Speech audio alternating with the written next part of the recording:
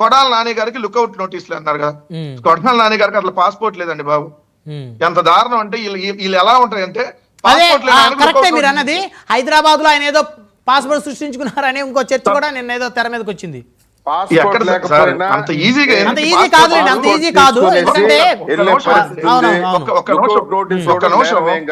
ఆయన ఆంధ్రప్రదేశ్ రాష్ట్ర పౌరుడు. ఆయన ఓటు ఆంధ్రప్రదేశ్ లో ఉంది. మొత్తం ఎంటైర్ ఆంధ్రప్రదేశ్ ఆయన అడ్రస్.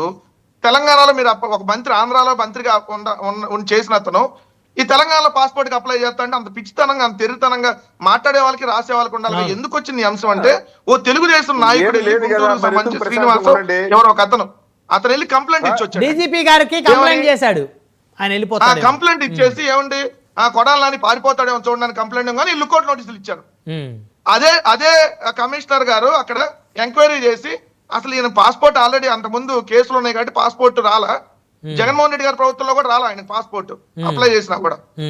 సో ఆయనకు పాస్పోర్ట్ లేదు కానీ చూడండి పాస్పోర్ట్ ఉంది, పారిపోతున్నాడు అని చెప్పి ఎంత దుష్ప్రచారం అంటే అంత దుష్ప్రచారం. నిన్న ఆయన సంజయ్ కన్వెన్షన్ సెంటర్ లో ఆయన ఏదో ఫంక్షన్ మ్యారేజ్ ఫంక్షన్ అటెండ్ అయ్యాడు, మీరు చూశారు. నేను ఇప్పుడు క్లియర్ గా తాతన్ శెట్టి నాగేంద్ర గారు వాళ్ళని అరెస్ట్ చేశామండి, 3 సంవత్సరాల